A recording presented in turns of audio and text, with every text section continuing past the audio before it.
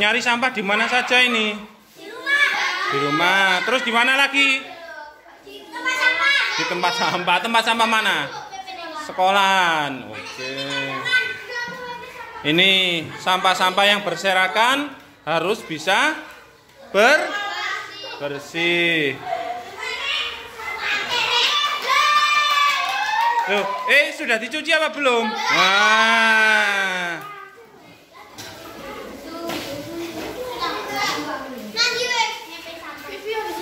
Nah, ini sudah mulai. Setelah dimasukkan diapakan nanti? Dipadatkan. Pakai apa? Oh, pakai tongkat simapur. Ya, oke. Semangat, semangat.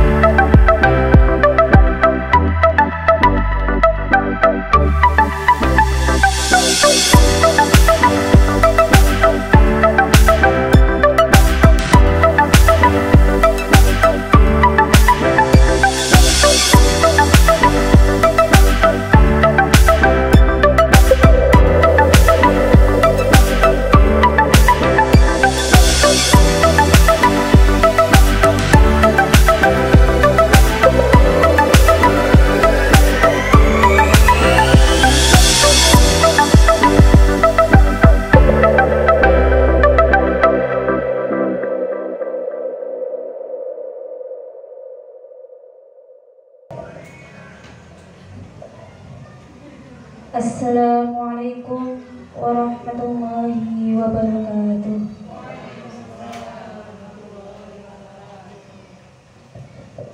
Alhamdulillahirabbil alamin.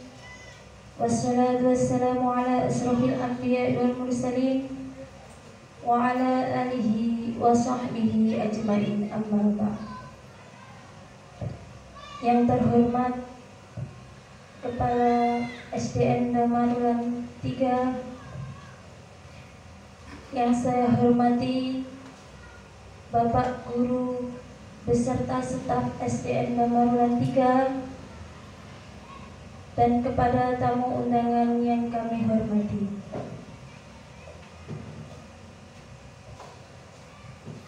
Puja-puji syukur senantiasa kita ucapkan kepada Allah Subhanahu wa Ta'ala yang telah memberi karunia-Nya kepada kita. Semoga acara ini bisa berjalan dengan lancar. Kedua kalinya salat serta salam kita haturkan kepada junjungan kita Nabi Agung Muhammad SAW. Semoga kita mendapat syafaatnya besok di hari Yaumul Qiyamah. Langsung saja di sini saya sebagai pembagi acara pertama yaitu pembukaan, acara kedua menyanyikan lagu Indonesia Raya, acara ketiga sambutan Bapak Kepala Sekolah, acara keempat doa, dan acara yang terakhir menyampaikan diseminasi budaya positif.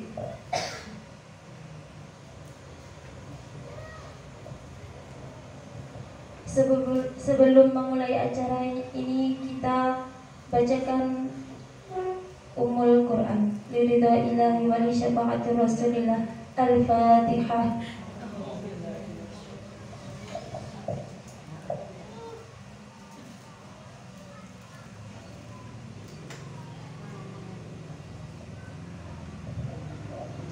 Terima kasih. Melanjutkan acara yang kedua yaitu menyanyikan lagu Indonesia Raya. Hadirin dimohon berdiri.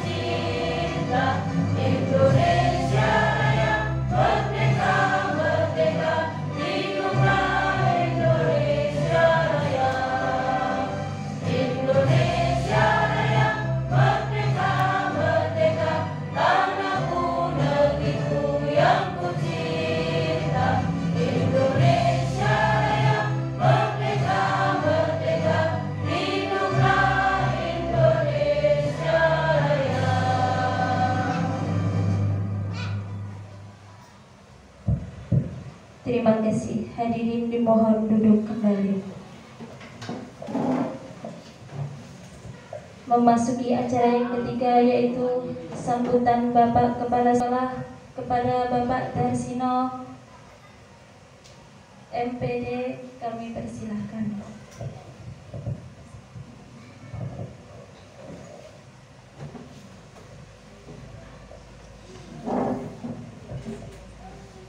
Bismillahirrahmanirrahim. Assalamualaikum warahmatullahi wabarakatuh. Waalaikumsalam warahmatullahi wabarakatuh. Alhamdulillah wa syukurillah, la haula wa la quwata illa billah. Yang saya hormati Bapak Ferry Nurdiansyah sebagai CPG calon guru penggerak, dan Bapak Ibu undangan semua yang saya hormati. Terima kasih atas kehadiran panjenengan semua, karena ini adalah acara khusus yang mana acara ini nanti adalah acara sosialisasi dari Bapak Ferry Nurdiansyah sebagai calon guru penggerak. Bapak Ibu yang saya hormati, karena ini nanti adalah acaranya sangat penting, monggo nanti diikuti dengan baik. Dan perlu panjenengan tahu, Pak Ferry ini adalah guru penggerak angkatan ke-7, ya. Dan ini nanti ada sosialisasi, yaitu tentang desiminasi modul 1/4, ya. Nanti dijelaskan oleh Bapak Ferry, dan itu judulnya adalah budaya positif. Nah, budaya positif ini nanti akan diterapkan di SDN Damarwulan 3, ya. Dan itu sudah jelas, ya, banyak sekali kriteria-kriteria, tapi itu sebetulnya sudah dilaksanakan oleh anak-anak, tapi perlu penekanan, ya, perlu tambahan, dan perlu ditingkatkan lagi supaya anak-anak yang kemarin hadirnya tidak tepat waktu nanti bisa tepat waktu, ya. Dan satu hal, untuk kehadiran ini ada hubungannya dengan orang tua, ya. Nah, orang tua, ya. Maka dari itu penting sekali, ya. Kalau umpama kehadiran yang kurang, kenapa kadang-kadang sudah senam ejek-ejek Melayu, gede-gede nggak banyak satu anak, ya. Kadang-kadang ya nggak tahu apa masalahnya, tapi itu menurut saya ya lumrah, tapi perlu kita tingkatkan lagi supaya menjadi anak semakin disiplin. Kenapa kok mensosialisasikan kepada orang tua? Karena ini ada hubungannya nanti dengan orang tua, ya. Jadi nanti panjenengan ikuti, tidak sampai 1 hari loh, gitu. Cuma nanti 1 jam, karena nanti jam 10 sudah ada kegiatan lain di kelas 6, ya. Jadi saya pikir itu dengan adanya kegiatan ini, yaitu desiminasi modul 1/4 budaya positif di SDN Damarwulan 3, secara saya nyatakan dimulai atau dibuka dengan ucapan Bismillahirrahmanirrahim. Terima kasih dan semoga terlaksana dengan baik. Saya pikir itu dari saya, karena nanti banyak sekali penjelasan dari Pak Ferry sebagai CPG. Nanti Bapak Ibu bisa mendengarkan dengan seksama dan dengan baik. Dan saya akhiri dengan siratul mustaqim. Wassalamualaikum warahmatullahi wabarakatuh. Waalaikumsalam.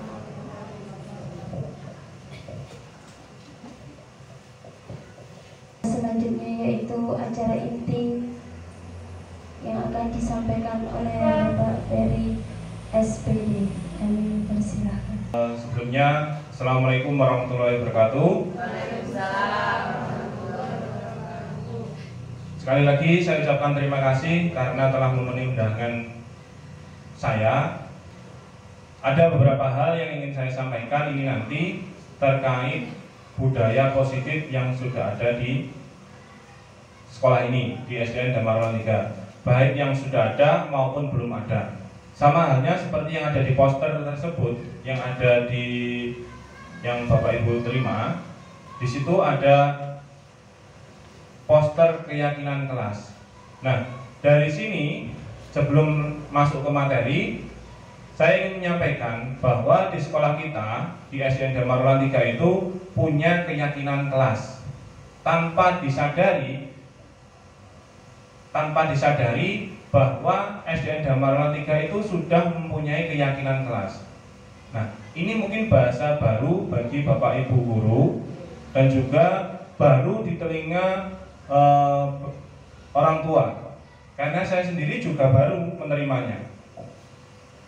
Jadi ini nanti juga akan ada penjelasan tentang keyakinan kelas.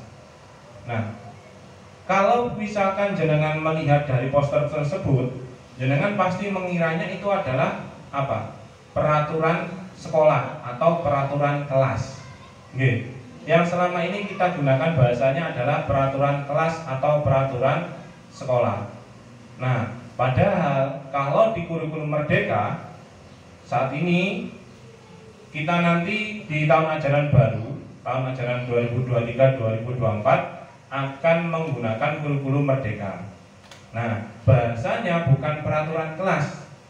Karena kalau misalkan menggunakan bahasa peraturan kelas, itu membuat murid terkesan diatur-atur. Iya Pak maksudnya, bagaimana maksudnya? Nanti akan lebih dijelaskan lagi. Kok bisa merasa diatur-atur? Nah, dengan adanya keyakinan kelas ini diharapkan anak-anak itu lebih meyakini dirinya sendiri untuk melaksanakan beberapa keyakinan kelas yang sudah ada. Ini yang sudah ada. Kalau misalkan Bapak Ibu guru, untuknya Bapak Ibu guru bisa nanti menambah lagi keyakinan kelas yang lain. Nah, kalau orang tua dengan mengetahui keyakinan kelas ini, oh berarti ini yang harus dipahami bersama. Semisal berpakaian rapi dan sesuai setiap hari. Nah ini baru saja kejadian kemarin, ada salah satu anak ketika tidak menggunakan seragamnya, bahwa bukan orang tuanya tapi neneknya lupa bahwa masih besoknya dipakai, ternyata dicuci sore harinya. Nah, ketika dia berangkat dia nangis karena tidak memakai seragam yang lengkap, seragam sesuai harinya. Nah, mungkin dari situ timbullah keyakinan kelasnya. Oh, meyakini bahwa harus menggunakan seragam yang sesuai. Nah, biar lebih memahami lagi tentang poster ini, kita bahas bersama. Saya akan membahas bersama tentang budaya positif. Sebelumnya tadi sudah dikenalkan Bapak Kepala Sekolah bahwa saya itu adalah calon guru penggerak angkatan 7 Kabupaten Kediri. Jadi temanya adalah tentang budaya positif. Sama halnya ini tadi dari poster tersebut itu ada beberapa budayanya. Intinya kalau sudah membudaya tidak akan merasa terpaksa. Nah, menurut Ki Hajar Dewantara, tujuan pendidikan adalah menuntun segala kodrat yang melekat pada anak agar mereka bisa memperoleh kebahagiaan baik sebagai anggota masyarakat maupun sebagai anak-anak tersebut. Jadi tujuannya jelas bahwa pendidikan itu untuk memperoleh kebahagiaan sebagai manusia sendiri maupun sebagai anggota masyarakat. Nah, dari situ bisa disimpulkan bahwa pendidik itu hanya dapat menuntun, ya, hanya nuntun, hanya mengarahkan. Ayo Rono, tak terne, ayo ke sana, saya antarkan. Menuntun. Jadi ini kenapa hari ini perwakilan dari paguyuban juga didatangkan agar mengetahui bahwa pendidik itu terbatas hanya menuntun. Kalau zaman dahulu, jenengan yang pernah dihukum gurunya pasti pernah merasakan dipukul, dijewer dan sebagainya. Nah, saat ini tidak ada lagi semacam itu. Makanya ini nanti menjadi hal baru pada dunia pendidikan yang menjadikan pendidikan itu lebih baik lagi. Jadi segala kodrat anak itu dituntun, tidak dibeda-bedakan lagi. Jika anak punya kemampuan lebih pada olahraga, ya digembleng olahraga sama guru olahraga. Jika punya kemampuan lebih di bidang seni, digembleng di bidang seni. Nah, dari sini ketika panjenengan kemarin menerima rapot semester 1 atau semester dasar, itu bagaimana? Oh, nilainya anakku kok jelek-jelek, anaknya dimarahi. Nah, itu kan sudah berbeda lagi dengan tujuan pendidikan dari Ki Hajar Dewantara, bahwa tidak hanya fokus pada 1-2 materi, tapi melekat pada kodrat anak. Kodrat anak apa? Bermain, ya bermain.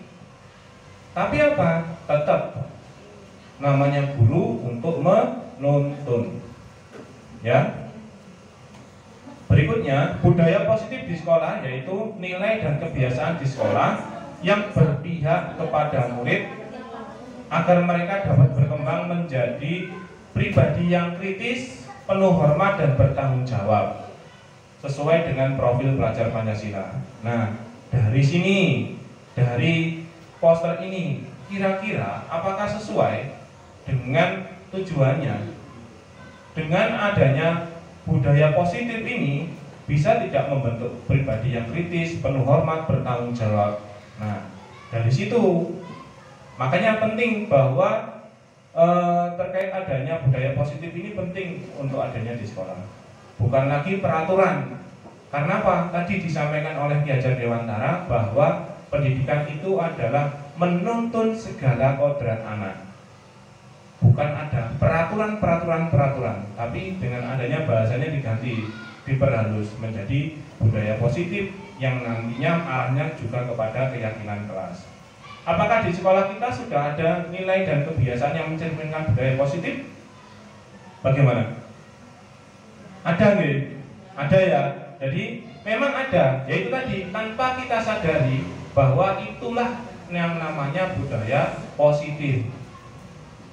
Tanpa disadari, karena memang bahasanya baru sehingga belum kita kenal secara umum. Nah, konsep utama dari budaya positif yang pertama perubahan paradigma belajar, disiplin positif, kebutuhan dasar manusia, motivasi perilaku manusia, restitusi posisi kontrol guru, keyakinan kelas, segitiga restitusi. Nah, keyakinan kelas yang di poster tadi berada pada poin 6 nanti. Selanjutnya, dalam membangun budaya positif, sekolah dapat menyediakan lingkungan yang positif juga, yang aman dan nyaman agar siswa mampu berpikir dengan baik. Disiplin sangat berkaitan dengan kontrol guru terhadap siswa. Jadi, yang bisa mengontrol ya guru, yang berkaitan dengan kedisiplinan ya guru. Tapi peran orang tua juga punya peran penting, karena jelas lebih banyak waktunya itu dengan orang tua. Coba, mari kita bermain. Coba dua tangannya di yang sebelah kanan ya, yang sebelah kanan sampingnya. Coba tangannya dijadikan satu. Dijadikan satu, ya. Sama ini. Ini permainannya. Kalau versi saya, ya coba tangannya dijadikan satu seperti ini. Nah, kalau sudah, teman yang sampingnya coba rayu, coba gunakan segala cara untuk membuka tangannya. Jenengan bisa memerintahkan, "Nah, bukaan tanganmu." Nah, buka Anda. Nah, coba seperti itu. Kira-kira kalau misalkan teman atau teman yang di sampingnya mencoba membuka, bisa apa tidak? Jenengan coba kalau dirayu bisa nggak membukanya? Mau nggak membukanya? Ya, dicoba. Nah, bukan enggak? Bukan. Kira-kira mau apa tidak? Kalau bestinnya mau, apa benar kalau bestinnya mau? Belum tentu juga. Ya kan? Ya, tergantung. Nah, ini tergantung. Ini jawaban kalau tergantung.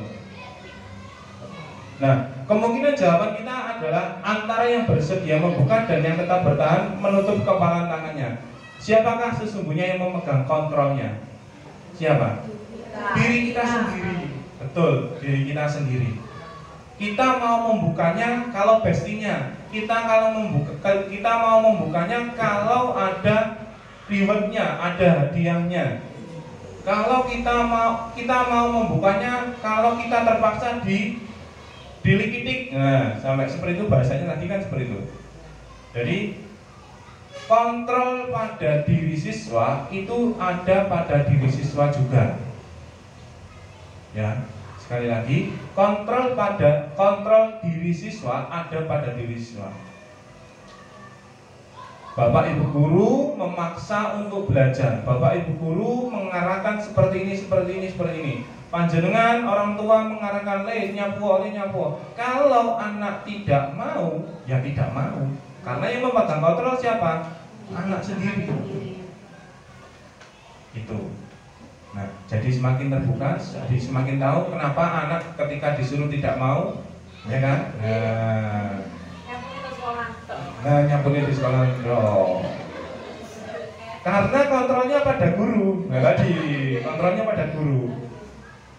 Jadi tahu ya, kenapa sekarang ini anak ketika disuruh tidak mau, ketika anak disuruh balik, aku so, saya tahu dan mandio, saya tahu, nah maka saksi. Karena dia punya kontrol sendiri. Sama halnya panjenengan tadi ketika menggabungkan kedua tangan terus disuruh membuka, mau tidak nggak mau, apalagi anak-anak. Nah, ini ada teori kontrol. Yang jelas, pada dasarnya kita tidak dapat memaksa murid. Ya, pada dasarnya kita tidak dapat memaksa murid. Penguatan positif atau bujukan adalah bentuk-bentuk kontrol. Jadi, yang jelas kalau kita memaksa tidak akan bisa. Yang bisa kita hanya tadi menguatkan dengan kata-kata yang positif, dengan bujuk rayuan tadi, dengan dirayu untuk membuka dan sebagainya. Seperti anak-anak kalau disuruh nanti tak kasih, nanti tak belikan, apakah itu nanti berbahaya atau tidak? Nah, apakah berbahaya atau tidak? Seperti yang terbawa, yang bilang bahwa orang dewasa memiliki hak untuk memaksa. Nah, ini yang harus dihilangkan. Wis gede maksa-maksa. Nah, itu juga harus dihilangkan. Jadi apa makna disiplin kalau dari sini? Jadi apa makna disiplin? Disiplin berasal dari kata disiplina atau yang artinya belajar. Disiplin diri membuat orang menggali potensinya menuju sebuah tujuan apa yang dia hargai.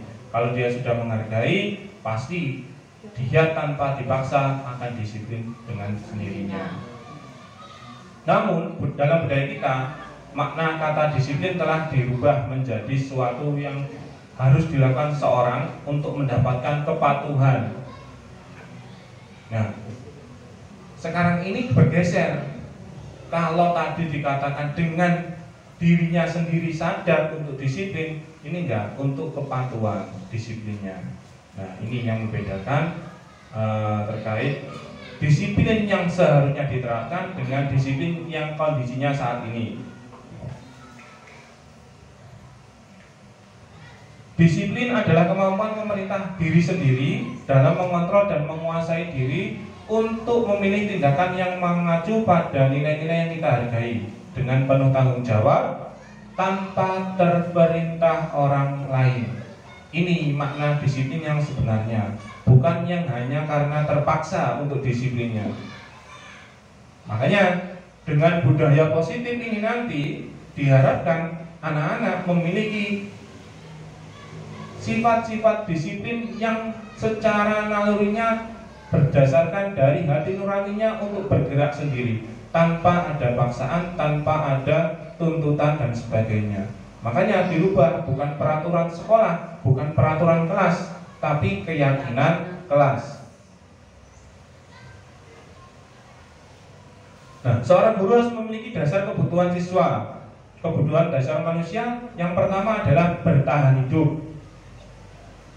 Yang kedua, kasih sayang dan rasa diterima. Ketiga, kesenangan. Keempat, kebebasan. Kelima, penguasaan. Nah, saya punya video kemarin, ada sebuah kasus.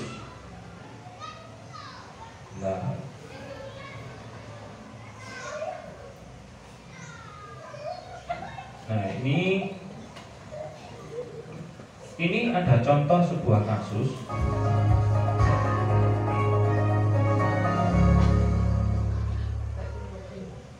Nah, coba kita lihat dari tayangan ini, kira-kira bagaimana tanggapannya.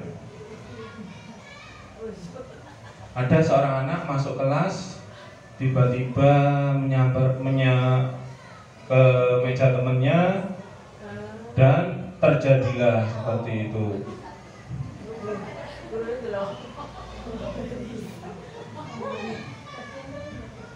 Nah, jadi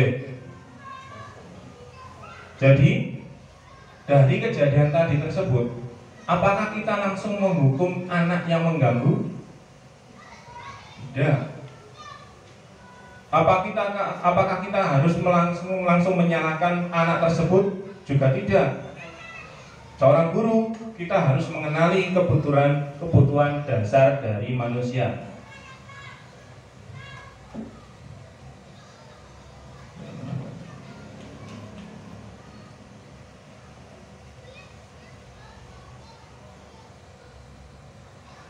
Nah, dari kebutuhan dasar manusia ini, dari kebutuhan dasar anak tadi, kita bisa akan mengetahui apa sih penyebab dia melakukan itu.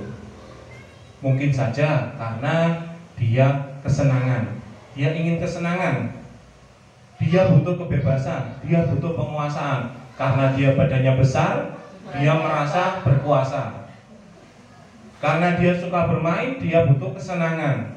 Dia niatnya bermain tapi tidak sengaja. Kalau misalkan dari awal, sebelumnya, di tahun-tahun sebelumnya, kita langsung menyalahkan kamu yang salah. Tapi setelah melihat mengetahui kebutuhan dasar dari manusia, kita akan tahu, oh ternyata ada ini, ada bertahan hidup, kasih sayang dan rasa diterima, kesenangan, kebebasan, dan penguasaan. Jadi kita tidak langsung bisa menjudge bahwa itu salah, tapi kita cari tahu dulu. Selanjutnya, ini coba Ibu Ani, guru kelas 6 di SDN Harapan, sedang bingung menghadapi ulah salah satu murid di kelas bernama Andi. Beberapa anak telah datang dan mengeluh Andi yang seringkali meminta bekal makan siang mereka dengan paksa. Jika Anda menghadapi situasi seperti Bu Ani, apa yang akan Anda lakukan? Menurut Anda, kira-kira apa alasan Andi melakukan hal itu? Nah, bisa jadi karena belum sarapan. Berarti apa? Tadi bertahan hidup ya. Terus bisa jadi apa lagi? Karena dia tidak mendapatkan kasih sayang, butuh kebutuhan kasih sayang. Atau malah yang terakhir tadi, penguasaan. Karena dia merasa berkuasa, akhirnya malak temannya. Ini beberapa kemungkinannya. Kalau bertahan hidup, benar-benar lapar, tadi sudah disampaikan. Terus Andi itu ingin mencari perhatian, kasih sayang dan rasa diterima. Dengan adanya dia berbuat ulah, akhirnya dia dipanggil ke kantor, orang tuanya datang, akhirnya ketemu. Oh, masalahnya ini. Butuh, bisa jadi seperti itu. Penguasaan, karena dia merasa hebat, merasa berkuasa, seperti yang tadi saya sampaikan, merasa badannya besar sehingga dia merasa berkuasa. Terus bisa jadi bosan juga dengan bekal atau dengan makanan yang ada di rumah. Nah, ini bisa jadi juga terjadi pada putra-putri panjenengan, juga terjadi pada murid-murid kita baik di kelas 1 maupun dari kelas sampai kelas 6. anakku gak tahu belum sarapan. Kenapa? Nah, ternyata ini tadi merasa bosan. Bisa jadi, ya. Terus bisa jadi hanya karena iseng. Dia hanya iseng. Dia kalau nggak buat seperti itu dia nggak lega hatinya. Ya hanya iseng aja. Tapi isengnya, nah bahasanya jahil, bener Bu. Jadi bahasanya jahil. Nah itu. Jadi semakin terbuka ya, kenapa anak-anak melakukan hal-hal demikian. Nah ini teori motivasi perilaku manusia. Ada motivasi eksternal, ada motivasi internal. Sama. Keduanya ini sangat berhubungan dengan segala tindakan yang dilakukan putra-putri kita. Putra-putri yang ada di sekolah juga. Anak didik kita kalau panjenengan putra-putrinya. Ya. Untuk menghindari ketidaknyamanan atau hukuman, dia melakukan motivasi yang lainnya. Dia menggunakan berbagai cara untuk mendapatkan imbalan dari orang lain. Nah itu kan juga termasuk motivasi eksternal. Kalau sama halnya tadi, kalau putra putri panjenengan ketika di rumah disuruh tidak mau, nah dia butuh motivasi eksternal. Nanti kalau kamu mandi tak masakkan, nah ini tak opai, nah ini sudah termasuk motivasi eksternal. Nah, yang motivasi internal bagaimana? Untuk menghargai diri sendiri. Saya akan menjadi orang yang seperti apa bila saya melakukannya. Nah ini sadar. Itu motivasi diri sendiri. Ya yang ini yang ingin dikembangkan adalah tentang motivasi internalnya. Dengan motivasi eksternal itu sudah banyak. Tapi tadi loh, yang memegang kontrol itu siapa? Diri kita sendiri. Kalau dia tidak punya motivasi internal, ya tidak akan terbuka. Kalau hanya dari motivasi eksternal tadi bagaimana? Tidak akan mau. Tapi kalau dengan adanya motivasi internal, dia akan membuka dengan sendirinya. Oh tak buka nah, karena saya ingin menjadi pribadi yang seperti ini dan sebagainya. Nah ini ada hukuman, ada sanksi atau konsekuensi. Apakah Anda setuju dengan tindakan Pak Seno terhadap Iva? Iva kurang menguasai pelajaran matematika, sehingga pada saat pelajaran tersebut dia banyak berdiam diri. Nah, kira-kira apakah langsung dihukum? Tidak. Kalau zaman dulu iya, wis gak ngerjain PR dihukum. Gara menjobo. Nah, menurut Anda, tindakan Pak Seno terhadap Iva adalah sebuah hukuman atau sebuah konsekuensi? Bisa konsekuensi, bisa hukuman, atau bisa apa? Ayo. Nah, kalau kita sudah bisa meyakinkan pada diri siswa bahwa ada sebuah budaya yang harus kita terapkan di sekolah, maka akan muncul jawaban sebuah konsekuensi. Kalau misalkan kita sudah menyampaikan kepada anak-anak, kalau kamu tidak mengerjakan, kamu bagaimana? Ya saya harus keluar Pak, mengerjakan di luar. Nah, itu timbul dari diri siswa sendiri. Kalau misalkan dia sudah meyakininya, ya, kalau dia belum meyakininya, ya tadi dia cuek. Tapi kalau dia sudah tahu motivasi internalnya, karena saya tidak mengerjakan, ya saya harus melakukannya. Jadi ketemunya bisa jadi konsekuensinya. Nah, perbedaan hukuman dan konsekuensi. Sesuatu yang menyakitkan harus terjadi. Kalau konsekuensi, sesuatu harus terjadi. Membuat anak sakit, membuat anak merasa tidak nyaman dalam jangka waktu pendek. Nah itu kalau dibuat konsekuensi. Anak membenci kedisiplinan, anak menghargai kedisiplinan. Tadi, kalau saya memang merasa tidak mengerjakan, ya ini namanya menghargai, karena merasa dirinya sendiri melakukan sebuah kesalahan. Kalau hukuman paksaan, kalau konsekuensi itu berupa stimulus atau tanggapan. Mendorong anak menyakiti diri sendiri, kalau konsekuensi mendorong anak agar mudah menyesuaikan diri. Sama halnya biasanya, kalau misalkan waktu upacara tidak membawa tidak memakai seragam yang lengkap. Anak langsung maju, saya tidak memakai lengkap. Nah itu namanya dia sadar, itu sebuah konsekuensi. Marah, rasa bersalah, dipermalukan, merasa tak dihargai. Kalau konsekuensi, kehilangan hak, dibuat tidak nyaman, diasingkan untuk sementara. Beda ya, bahasanya menjadi lebih halus, sehingga anak-anak menjadi merasa tidak tertekan. Jadi membuat sekolahnya dia menjadi lebih nyaman. Nah ini kita isi bersama-sama, coba mencatat 100 kali di dalam buku kalimat saya tidak akan terlambat lagi karena terlambat ke sekolah. Hukuman atau konsekuensi? Hukuman atau konsekuensi nih? Hukuman. Lari mengelilingi lapangan basket 2 kali karena terlambat hadir di sekolah. Hukuman. Murid diminta push up 15 kali karena tidak menggunakan masker ke sekolah. Hukuman. Menggantikan kertas tugas teman yang telah dicoret-coret. Konsekuensi. Membersihkan tumpahan air di meja tulis karena tersenggol pada saat belajar. Konsekuensi, bukan hukuman. Murid diminta bertelanjang kaki sepanjang hari karena tidak mengenakan sepatu hitam sesuai peraturan sekolah.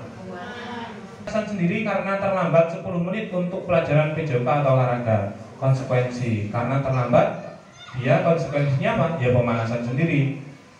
Karena dia tidak memakai kaos kaki, ya konsekuensinya ya dia tidak memakai kaos kaki selama sepanjang hari. Nah, mungkin kan dia tiba-tiba, kalau misalnya di sekolah ada kaos kaki ya bisa beli.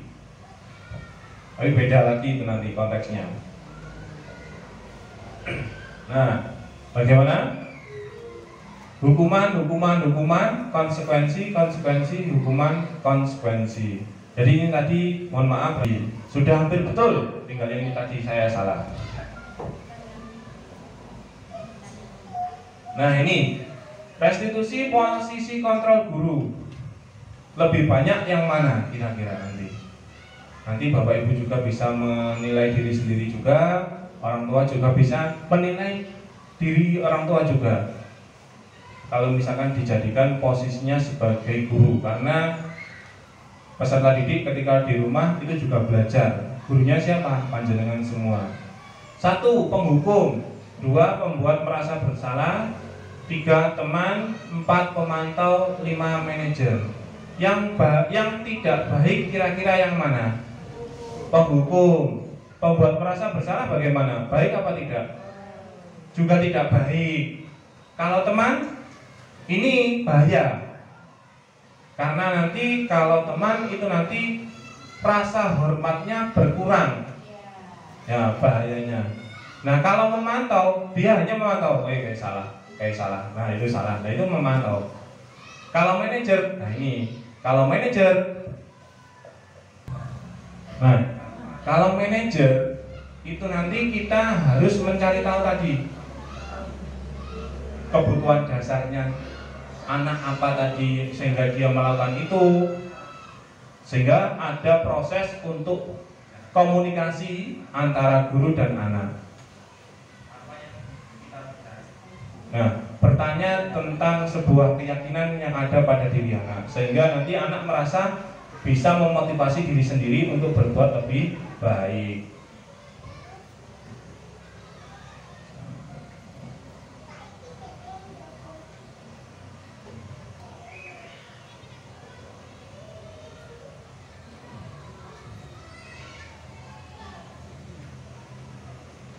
Nah ini, kalau 5 posisi kontrolnya, yang jelas tadi sudah tahu ya, bahwa penghukum membuat orang merasa bersalah, penghukum ini jelas tidak baik, pembuat orang merasa bersalah, teman ini juga belum baik. Kalau manajer itu tadi mengajukan pertanyaan-pertanyaan, apa yang kita yakini, nah itu untuk memotivasi diri siswa, membangkitkan motivasi internalnya, bukan motivasi eksternalnya, menguatkan pribadi. Murid meletakkan dirinya sebagai individu yang positif dalam dunia berkualitas. Bagaimana cara saya bisa memperbaiki keadaan, mengevaluasi diri, bagaimana cara memperbaiki dirinya. Ini sampai akhirnya dampak pada muridnya adalah bisa jadi seperti itu. Sekali lagi tujuannya apa? Membangkitkan motivasi internalnya. Kalau motivasi eksternalnya tidak akan cukup. Karena apa? Tadi dia memegang kontrolnya.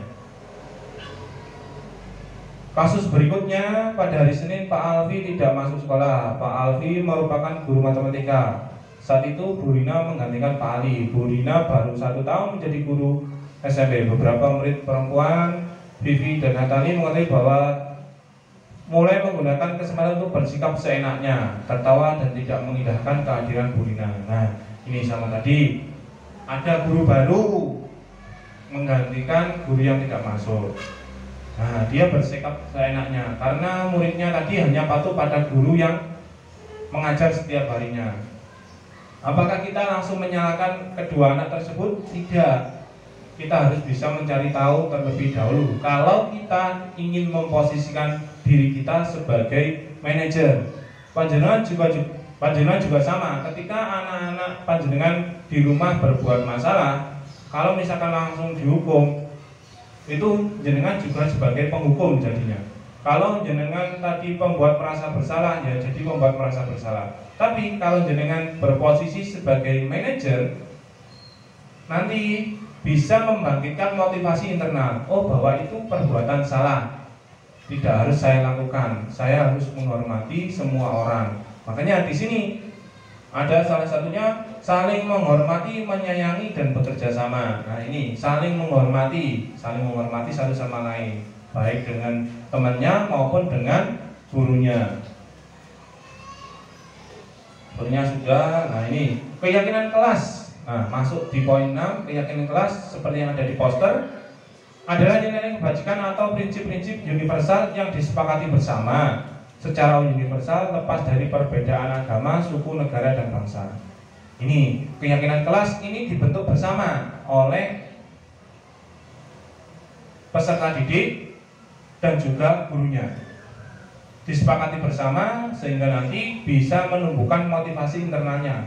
Bukan lagi sebuah paksaan, tapi secara sadar melakukan keyakinan kelas tersebut. Contohnya, datang ke sekolah tepat waktu. Itu jelas ya. 2, awali pembelajaran dengan doa. Nah, di sini kalau di poster ada berdoa sebelum dan sesudah belajar. Ini kalau anak-anak sudah merasa memahami keyakinan kelasnya, ketika pagi hari anak-anak langsung tanpa diperintah langsung berdoa, tanpa menunggu gurunya langsung berdoa. Ketiga, belajar dengan merdeka dan bahagia. Nah, ini yang membedakan kurikulum merdeka kurikulum dengan kurikulum sebelumnya, bahwa anak-anak diharapkan untuk bahagia ketika belajar. Peduli sesama. Nah, ini peduli sesama juga. Ini termasuk sebuah keyakinan kelas yang harus disepakati bersama sehingga bisa saling membantu, menghormati, menghargai dan menyayangi. Siap kerja mandiri dan kolaborasi. Kolaborasi ini bekerja sama. Jadi anak-anak tidak melulu harus bekerja secara mandiri, tapi juga bisa secara kolaborasi. Nah, perbedaan peraturan dan keyakinan kelas. Kalau peraturan selalu kembalikan, contohnya selalu kembalikan buku ke tempatnya. Keyakinan kelasnya apa? Tanggung jawab. Nah, dengan tanggung jawab tidak hanya buku, tapi bisa banyak hal yang lainnya. Dilarang mengganggu orang lain. Keyakinan kelasnya menghormati orang lain. Hadir di sekolah 15 menit sebelum pembelajaran dimulai. Menghormati orang lain dan berkomitmen. Dilarang melakukan kekerasan, keselamatan, menghargai orang lain. Jangan berlari di kelas atau koridor, keselamatan atau keamanan. Nah, ini keyakinan kelasnya. Kalau misalkan berlari di kelas atau di depan kelas, itu kan bisa mengganggu keamanan, mengganggu keselamatan juga, dan juga bisa berbahaya pada anak-anak. Pembentukan keyakinan sekolah atau keyakinan kelas ini bersifat abstrak daripada peraturan yang lebih rinci dan konkret. Keyakinan kelas berupa pernyataan-pernyataan universal. Jadi pernyataan-pernyataan yang umum, seperti jujur dan mandiri. Kenapa kok jujur dan mandiri? Nah ini, ketika misalkan anak-anak tidak mengerjakan tugas, kalau misalkan dia jujur, ya dia menyampaikan. Tidak mencuri-curi waktu ketika pagi hari datang, terus nyontek temennya, karena tidak mengerjakan tugas. Karena apa dia melakukan seperti itu? Ya karena dia takut untuk dihukum. Nah itu kalau misalkan sebagai penghukum.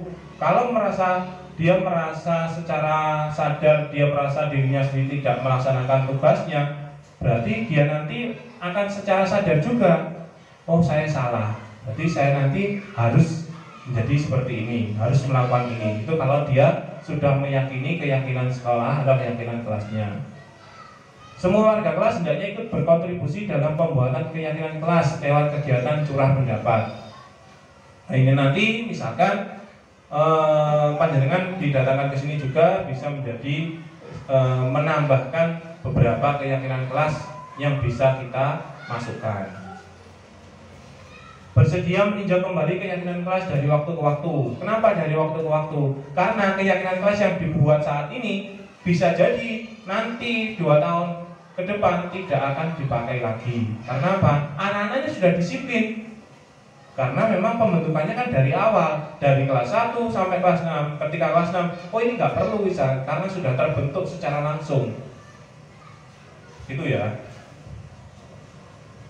Nah, dari yang proses tadi di video juga, itu namanya melakukan segitiga restitusi. Proses menciptakan kondisi bagi murid untuk memperbaiki kesalahan mereka, sehingga mereka bisa kembali pada kelompok mereka dengan karakter yang lebih kuat dan lebih baik. Kalau misalkan ketika ada salah satu murid yang melakukan kesalahan, langsung kita proses saat itu juga, dia akan merasa dipermalukan. Kenapa? Di depan kelas, di depan teman-temannya.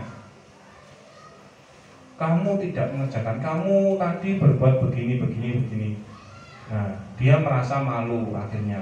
Nah, dari merasa malu tadi, itu tadi nanti bisa menjatuhkan mental dari anak. Tapi kalau misalkan kita ajak komunikasi sendiri, kemudian kita bangkitkan motivasi internalnya, dia akan kembali pada kelompoknya, dia akan kembali ke kelasnya, menjadi karakter yang lebih kuat dan lebih mandiri.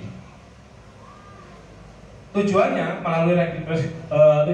dari guru melakukan segitiga restitusi, yang pertama membantu murid menjadi lebih memiliki tujuan, disiplin positif, serta mementingkan dirinya setelah berbuat salah. Membantu murid untuk jujur dan memberikan penawaran bukan paksaan. Jadi kamu setelah melakukan ini, kamu harus seperti ini. Tidak. Kalau kamu sudah seperti ini, kamu bagaimana?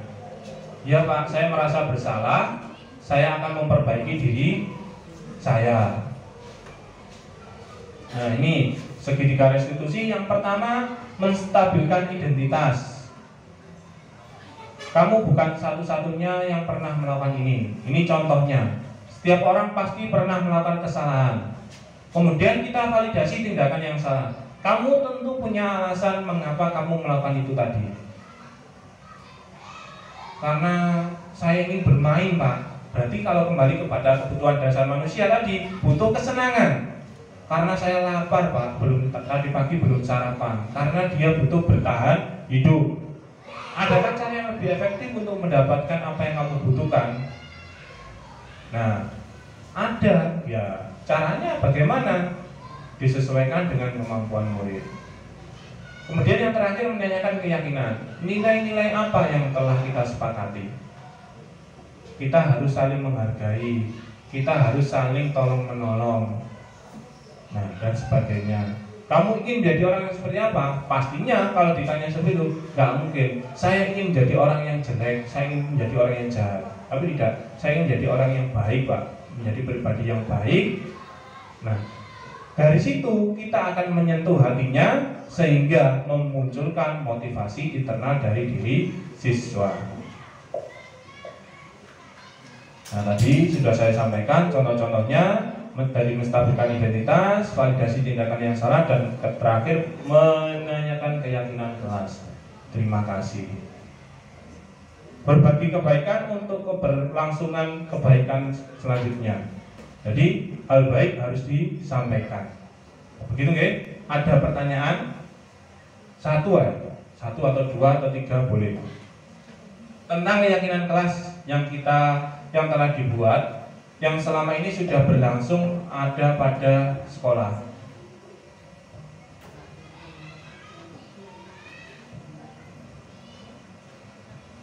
Bagaimana?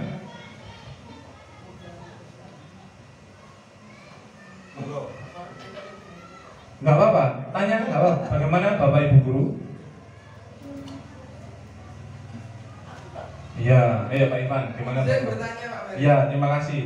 Kira-kira pada usia berapa atau apakah ada tanda-tanda tertentu dari seorang anak yang kita anggap sudah bisa melaksanakan keyakinan-keyakinan? Tanda-tandanya atau mungkin pada usia berapa? Oke, terima kasih. Apakah ada tanda-tanda usia ketika anak bisa melakukan keyakinan-keyakinan kelas?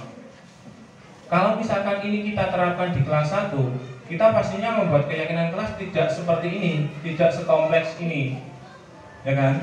Hanya yang sederhana, disesuaikan. Makanya tadi, kalau kita meninjau yang belakang tadi, bahwa keyakinan kelas itu bisa kita tinjau sewaktu-waktu. Kita sesuaikan dengan kondisi siswa, disesuaikan dengan kondisi peserta didik. Karena apa? Kita kan nggak tahu juga, karena tiap tahun kondisi anak bagaimana. Nah, dengan membuat keyakinan kelas yang sederhana di tingkat dasar, makanya akan terbentuk pribadi yang kuat. Kemudian ditambah lagi, mungkin kalau di kelas 1 hanya 4 buat keyakinan kelasnya, yang sederhana, yang mudah diingat. Di kelas 2 tambah 2, kelas 3 tambah lagi, sampai kelas 6 tambah lagi, sehingga kalau misalkan ini sudah pernah, malah di kelas 6 lebih sedikit lagi bisa. Karena apa? Sudah terbentuk semua. Jadi itu tujuannya dari situ. Kalau dari usia, kalau misalkan kita ingin menerapkan ini di jenjang TK, maka ya juga akan TK juga akan terbentuk. Tapi keyakinannya juga akan lebih sederhana. Begitu Pak Irfan ya. Mungkin Bapak Ibu yang lain, satu lagi, sudah Bapak ganti yang Ibu. Dari wali murid. Nggak apa-apa. Mas. Bagaimana? Wakil Pak Irfan. Tapi jenengan setuju ya, kalau misalkan keyakinan-keyakinan kelas yang baik itu dimunculkan dalam dunia pendidikan, khususnya di SDN Damarulan 3. Setuju? Ya, jadi panjenengan juga sudah tahu. Yang jelas, kalau misalkan saya merefleksi sedikit, kalau misalkan anak ketika melakukan sebuah kesalahan, jangan langsung untuk dihakimi. Tapi kita cari tahu dulu alasannya. Pak, kesuwen waktu nih Pak, selak bar. Bukan seperti itu, tapi kita bisa langsung, oh, gimana anakku gak gelem dan adus mergo durung mangan. Bisa jadi seperti itu. Akhirnya dimotivasi tadi, walaupun itu sebenarnya tidak baik, tapi ya mau bagaimana lagi, kan dia belum mandi. Kita kan menggunakan cara agar dia segera bertindak. Itu ya, kita tahu kebutuhan dasarnya. Yang pasti tujuan pendidikan adalah menuntun segala kodrat anak, menuntun segala kodrat yang melekat pada anak untuk menjadi manusia ataupun anggota masyarakat yang memperoleh kebahagiaan.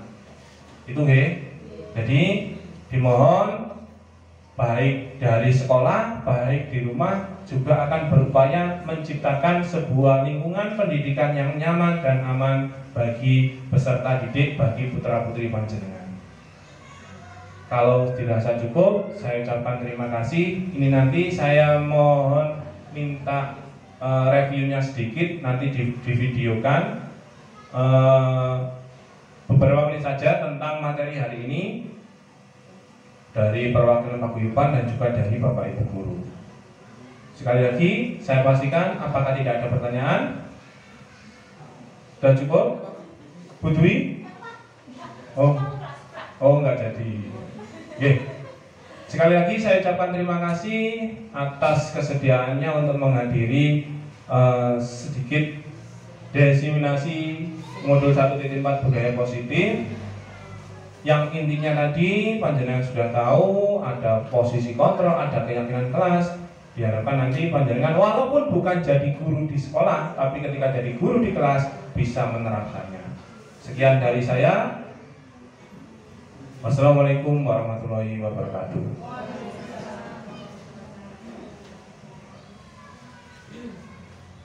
Assalamualaikum warahmatullahi wabarakatuh. Terima kasih Pak Ferry untuk bimbingan diseminasi budaya positif keyakinan kelas. Bagi saya sebagai wali murid sangat setuju kalau diadakan keyakinan kelas tersebut. Soalnya sangat membantu untuk anak-anak menerapkan kedisiplinan anak-anak atau murid-murid di SDN Damar Ulan 3. Dan bagi saya, diseminasi modul budaya positif di keyakinan kelas itu membawa sisi positif untuk tata tertib kedisiplinan anak-anak di sini. Dan untuk itu, selain itu, anak-anak biar bisa kayak punya rasa tanggung jawab untuk diri sendiri, untuk mengontrol terutama kayak emosi, berani sama guru, teman dan tetangga. Jadi tahu tata caranya, bagaimana cara melakukan hal yang positif di lingkungan, di kelas dan di rumah. Itu Pak. Terima kasih. Assalamualaikum warahmatullahi wabarakatuh.